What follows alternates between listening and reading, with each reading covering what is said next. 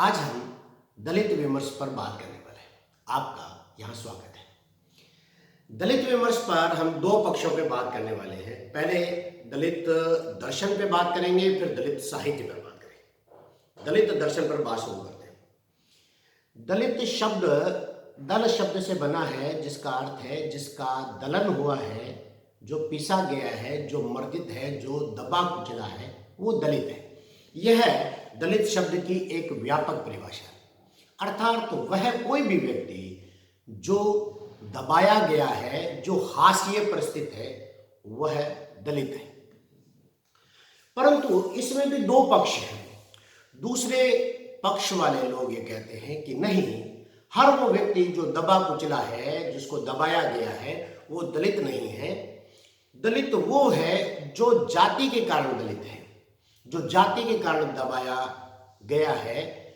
एक वर्ग विशेष के कारण दूसरा वर्ग दबा है।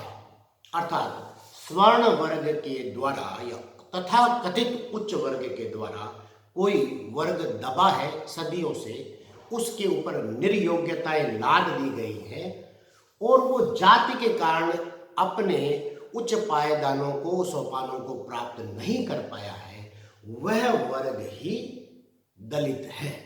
ये दलित की दो परिभाषाएं हैं, जिसमें जो एक वर्ग है वो ये कहता है कि बाबा साहब अम्बेडकर ने जिस वर्ग को अनुसूचित जाति जनजाति संविधान में कहा है, वही वर्ग दलित होने का अधिकारी है। ये दलित शब्द की परिभाषा है। अब आता है कि इस दलित वर्ग द्वारा लिखा गया साहित्य, जो अपनी चेतना और अस्मिता के लिए जो दलित वर्ग लिख रहा है, उस साहित्य को हम दलित साहित्य कहेंगे। इसमें भी दो मत हैं। एक मत यह कहता है कि स्वानुभूति का साहित्य ही दलित साहित्य है। इसका अर्थ यह हुआ कि उस साहित्य का रचयिता भोक्ता होना चाहिए, अर्थात दलित ही दलित साहित्य का रचयिता हो। दलित द्वारा लिखा, दलित के लिए लिखा और दलित के लिए और दलित के हित में लिखा ही साहित्य दलित साहित्य होगा।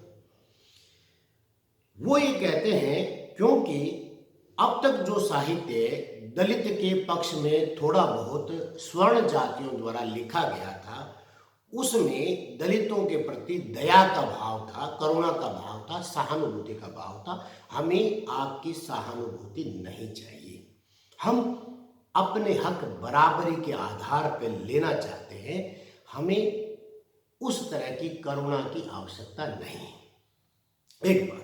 दूसरी बात है कि आपने उस पीड़ा को उस शिद्दत से भोगा ही नहीं जिस शिद्दत से हमने भोगा है, तो पीड़ा आपको मालूम ही नहीं है, अतः आप कैसे उसको ठीक से बयान कर सकते हैं। आपने उस पीड़ा को ठीक से महसूस ही नहीं किया, जैसे आपने अंगारे को चिमटे से पकड़ा है और हमने उस अंगारे को हाथ से पकड़ा है। अतः हाथ से पकड़ने वाला ही जानता है कि आंच कैसे जलाते। दूसरा, वो ये कहते हैं कि अब तक जो हमारे पर जो प्रयास किए गए थे वो नाकाफी थे, क्योंकि अब तक जो प्रयास किए गए थे वो मार्क्स के प्रयास थे, गांधी के प्रयास थे, और अब जो प्रयास किया गया है वो बाबा साहब अम्बेडकर का प्रयास है। मार्क्स का प्रयास भी एक बड़े समुदाय के लिए था, और मार्क्स ने भी कहा था कि जो शोषित है, जो पीड़ित है, उसके पक्ष में बात की जानी चाहिए। परंतु वो कहते हैं कि मार्क्स की दृष्टि आर्थिक थी, गरीबी उसके नज़र में प्रमुख चीज थी। अतः वो कहते हैं यह समस्या गरीबी की नहीं है, यह समस्या जाति की है। अतः मार्क्स की दृष्टि हमारे लिए ज्यादा उपयुक्त नहीं बनती। गांधी भी जो है वो भी दया, करुणा और हृदय परिवर्तन की बात करके स्वर्ण समुदाय को ठीक करना चाहते हैं। गांधी की दृष्टि भी हमारे लिए ज्यादा उचित नहीं है। हमारे लिए बाबा साहब की दृष्टि ही ज्यादा उचित बैठती है। वो कहते हैं मार्क्स और गांधी उस कुएं की मुंडेर पे खड़े व्यक्ति की तरह हैं जो कुएं में पड़े व्यक्ति के लिए छटपटा रहे हैं, और अंबेडकर साहब उस कुएं में पड़े व्यक्ति की तरह हैं जो बाहर निकलने के लिए छटपटा रहे हैं। दोनों की भिन्न दृष्टियां हैं। कुएं में पड़े व्यक्ति की पीड़ा अलग है और कुएं पे खड़े व्यक्ति की पीड़ा अलग है। अतः दोनों की दृष्टियों में फर्क अलग अलग होगा। अब साहब जो दूसरा पक्ष है, जो सहानुभूति का पक्ष है, वो कहता है कि आप हमें कैसे खारिज कर सकते हैं, यह कहकर कि केवल जो भोग सकता है वही लिख सकता है। क्योंकि सबसे पहले जो दलितों पर लिखने वाले थे वो लोग गैर दलित ही थे, चाहे वो कालिदास हो, चाहे टॉल्स्टॉय हो, चाहे वो प्रेमचंद हो, चाहे अन्य अन्य लोग हों। उन लोगों को आप अगर इस तरह से कह करके खारिज कर देंगे तो सारा साहित्य ही रद्दी की टोकरी में फेंकने लायक हो जाएगा। वो सब के सब सहानुभूति के लेखक हुए हैं। सहानुभूति एक ऐसी विधा है, एक ऐसी भाव है जो दूसरे की भाव भूमियों में कवि को प्रवेश करने की शक्ति देता है, और वो कवि को ही ऐसी शक्ति मिलती है जो दूसरे की भाव भूमि में प्रवेश करके उनकी पीड़ा को व्यक्त करने की सामर्थ्य रखता है। अब जो सहानुभूति वाले हैं, जो दलित वर्ग के बंधु हैं, वो कहते हैं कि नहीं साहब, आप हमारे बारे में जो रोग बता रहे थे, जो पीड़ा बता रहे थे, जो मर्ज बता रहे थे, हमसे तो पूछ ही नहीं रहे थे। आप हमारे डॉक्टर बने बैठे थे, हमारे बारे में लिख रहे थे, हमें क्या पीड़ा है, हमारे दर्द के बारे में बता नहीं करके हमारे को आप मेडिसिन दे रहे थे, दवा दे रहे थे, हमसे भी तो पूछो। अब हम बताएंगे कि हमारा रोग क्या है और हम ही मेडिसिन करेंगे। वो कहते हैं कि कई बार मरीज को ये लगता है कि मुझे ये रोग है, जबकि डॉक्टर ही ठीक तरह से बता सकता है कि मरीज को क्या रोग है। भोक्ता को भी ठीक से पता नहीं होता, मरीज को भी ठीक से नहीं पता होता उसको रोग क्या है। देखने वाला, जांच करने वाला ही ठीक से बता सकता है। अतः ये नहीं कह सकते कि भोक्ता बिल्कुल सही कह रहा है। इसलिए एक दूसरा व्यक्ति ही जांचने वाला सही भी हो सकता है, उसको कतई नकारा नहीं जा सकता। अच्छा जी, रेखा कस्तवार भी समझ में कहती है, एक पंक्ति पढ़ के बोलता हूं कि लेखक जिन तथ्यों सत्यों को अपनी बारीक संवेदना शक्ति से जिस तरह से पकड़ पाता है, कई बार भोक्ता भी नहीं पकड़ पाता। अनुभव करने की क्षमता, संवेदना और जिस स्तर की अभिव्यक्ति करने की क्षमता लेखक को लेखक बनाती है, वो एक अलग ही बात होती है। ठीक है साहब, अब हम बात करते हैं कि क्या अब इस दृष्टि में चीजें चल पड़ेंगी क्या, कौन सी बात सही बैठेगी क्या। तो बात ये आती है कि अगर दलित ही दलित का साहित्य ठीक से लिख पाएगा तो एक दलित वर्ग में दो तरह के लोग भी पैदा हो सकते हैं। एक जिसने मैला ढोया है, मृत पशुओं को उठाया है। दूसरा उसी वर्ग में पैदा हुआ है, कुछ अच्छी स्थिति में आरक्षण का लाभ लेकर के अच्छी नौकरी पा गया है और वह इन स्थितियों से बहुत दूर रहा।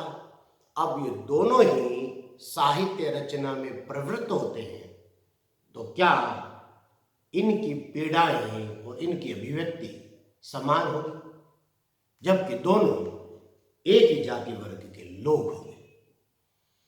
केवल जन्मना जाति से पीड़ा एक सी होना संभव नहीं है। इसका अर्थ है कि हमें यह चीज तो माननी पड़ेगी कि जन्मना जाति बहुत ज्यादा महत्व की चीज नहीं रह जाती, इस पर हमें सोचना पड़ेगा। अब हम आगे बढ़कर ये कहते हैं कि जब दलित ये इस बात पर बिल्कुल प्रतिबंध लगाने को तैयार होता है कि आप हमारे क्षेत्र में बिल्कुल निषिद्ध है, आप आ ही नहीं सकते, जो गैर दलित है वो ये कहते हैं कि फिर आप तो शिक्षा और राजनीति की तरह साहित्य में भी फिर रिजर्वेशन चाह रहे हैं। और अगर आप ये चाहते हैं कि ब्राह्मण की जगह दलित ले ले और दलित की जगह ब्राह्मण आ जाए, तो फिर क्या स्थितियां बदलने वाली है? समाज तो वही रहने वाला है। और अगर आप केवल प्रतिक्रियावादी साहित्य ही लिखने वाले हैं तो प्रतिक्रिया तो कभी स्वस्थ नहीं होने वाली। समाज में बदलाव किस तरह से आने वाला है? कांटे से कांटा निकालने वाली व्यवस्था उचित नहीं कही जा सकती। अब प्रश्न उठता है कि फिर मूल बात क्या हो? दलित साहित्य किसे माना जाए? अब ये दोनों पक्ष हमने बातचीत कर ली। अब इसका अंत किस तरह से किया जाए? अब अंत की ओर बढ़ते हैं, और अंत की ओर बढ़ते हुए हमें ये करना चाहिए, हमें ये बात करना चाहिए कि महत्वपूर्ण दो बातें हैं। ये दो बातें महत्वपूर्ण हैं जो गौर करने वाली बात है। वो है जी जिन पर आप बिल्कुल ठीक से बात कर लीजिए। वो है कि सबसे पहले तो देखिए कि पीड़ा को ठीक से कौन महसूस कर सकता है? पहला प्रश्न है। उत्तर है जिसने भोगा है, इसमें कोई डाउट नहीं। वापस बोल रहा हूं, पीड़ा को ठीक से कौन महसूस कर सकता है? जिसने भोगा है। अब दूसरा प्रश्न, पीड़ा को ठीक से अभिव्यक्त कौन कर सकता है, संप्रेषित कौन सा कर सकता है? वह जो अच्छा साहित्यकार है, जिसमें साधारणीकरण करने की शक्ति है। अभी दो अलग अलग बात है। भोगा अलग बात है, संप्रेषण करना अलग बात है। दोनों एक ही व्यक्ति हो ये जरूरी नहीं। अगर एक हो तो अच्छी बात, अलग अलग हो तो फिर अलग अलग होंगे तो साहित्यकार ही होगा जो ठीक से व्यक्त कर सकता है। अब यह है कि साहित्यकार को ही यह हक होगा कि वो पीड़ा को ठीक से व्यक्त कर सकता है। अब व्यक्त करने वाला कौन होगा? दलित साहित्य में जो दलित हित या दलित चेतना को व्यक्त कर सकता है। यह महत्वपूर्ण बात है। दलित हित या दलित चेतना को व्यक्त कर सकता हूं। दलित जाति में अगर जन्म लेता है और उसके साहित्य में दलित हित नहीं है तो वो दलित साहित्य नहीं होगा। परंतु गैर दलित जाति में जन्म लेकर के भी साहित्य में दलित हित है, दलित दृष्टि है, तो वो दलित साहित्य होगा। मूल बात दलित हित या दलित चेतना की। दलित चेतना और संप्रेषण करने की शक्ति अगर उसमें है तो वो साहित्य दलित साहित्य है। अगर वह दलित हित को ठीक से व्यक्त कर पाता है तो उसे विशेषाधिकार है कि वही दलित हित का प्रवक्ता बने और बाकियों को यह अधिकार नहीं होगा। अब यह है कि अगर कोई गैर दलित भी साहित्य लिख रहा है तो उसको भी मौका दिया जाना चाहिए, परंतु इतना ध्यान रखें कि वो दलितों का साहित्य लिखते समय उनकी समस्याओं का अति बौद्धिकरण न करे और न ही राजनीतिकरण करे।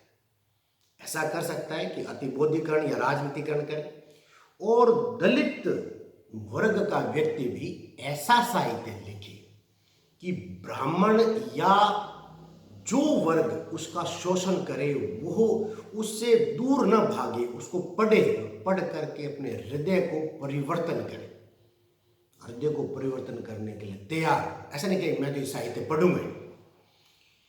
ये जो साहित्य हो जो उसको परिवर्तन करने को, हृदय परिवर्तन करने को प्रेरित करे। हमें ब्राह्मण नहीं, ब्राह्मणवादी सोच के खिलाफ ये साहित्य है, और मूल रूप से कहें तो दलित साहित्य मानवतावादी साहित्य। हमें मानवतावादी सोच को स्थापित करने वाला साहित्य ही दलित साहित्य है, और इसको लिखने के लिए जिसमें चेतना होगी वो सारा दलित साहित्य माना जाएगा, इसमें कोई संदेह नहीं। ये पहला दर्शन की बात होगी। दूसरा है कि साहब अब इस दलित साहित्य के अंदर बहुत सारे विद्वान हुए जो दलित साहित्यकार हैं, उन्होंने लिखा है। ये विद्यार्थियों के लिए परीक्षा की दृष्टि से महत्वपूर्ण रचनाएं हैं जिनके नाम हमको याद रखने चाहिए, और ये रचनाएं जो है आपके सामने मैं प्रस्तुत कर रहा हूँ। माता प्रसाद की रचनाएं हिंदी काव्य में दलित काव्य धारा, अछूत का बेटा, एकलव्य, झोंपड़ी से राजभवन। रमणिका गुप्ता जी इनके हैं स्वर और नई शताब्दी। जयप्रकाश करदम दलित साहित्य का सौंदर्य शास्त्र, जातीय के विमर्श, छप्पर, करुणा, 9 बार। कमल भारती दलित विमर्श की भूमिका, दलित धम्म विजय, तब तुम्हारी निष्ठा क्या होती। डॉक्टर धर्मवीर की रचना है प्रेमचंद की नीली आंखें, कबीर बाज भी, कपोत भी, पपैया भी, हीरामन, कंपिला, कबीर और रामानंद, किवदंतियां, कबीर सूत न कपास, कबीर के आलोचक। अगले रचनाकार है शरण कुमार लिम्बाले, उनकी रचना है अक्करमासी, दलित साहित्य, वेदना और विद्रोह। अगले रचनाकार तुलसीदास की रचना है मुर्दैया। अगले बड़े रचनाकार ओम प्रकाश वाल्मीकि, दलित साहित्य का सौंदर्य शास्त्र, अंधेर बस्ती, बैल की खाल, जूठन, ठाकुर का कुआं। प्रेम कपाड़िया, मिट्टी की सौगंध। मोहनदास नेमिस है, बहुत अच्छी रचनाएं। आज बाजार बंद है, वीरांगना झलकारी बाई, मुक्ति पर्व, अपना गांव। अगले है स्वामी अच्युतानंद हरिहर, वंश का डंका, अछूत की पुकार, आदिवंश, हरिहर भजनमाला। रजत रानी मीनू, हाशिए के बाजार, 90 दशक की हिंदी कविता। अगले है पुरुषोत्तम सत्य प्रेमी, पत्ते क्यों गिरते हैं। सुशीला टाक भोरे, मेरी हकीकत, सिकंजे का दर्द, टूटता वहम, सिकंजे की आत्मकथा, स्वाति, बूंद और खारे मोती। नेक्स्ट DR जाटव, मेरा सफर मेरी मंजिल। रमाशंकर आर्य, घुटन। सूरजपाल चौहान, तिरस्कृत, हैरी कब आएगा, छूत कर दिया, होगी भोर। अगले भगवान दास, मैं भंगी हूं। शिवराज सिंह बेचैन, नई फसल, फूलन देवी का 12 मासा। हीराडोम की रचना अछूत की शिकायत। दया पवार की अछूत। मलखान सिंह, सुनो ब्राह्मण, दलित 50। ये दलित साहित्य की बहुत सारी चुनिंदा रेखांकित रचनाएं।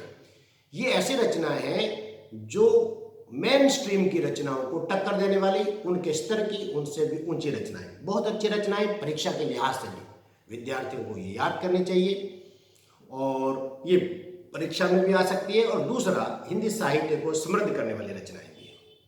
आज इतना ही, नमस्कार।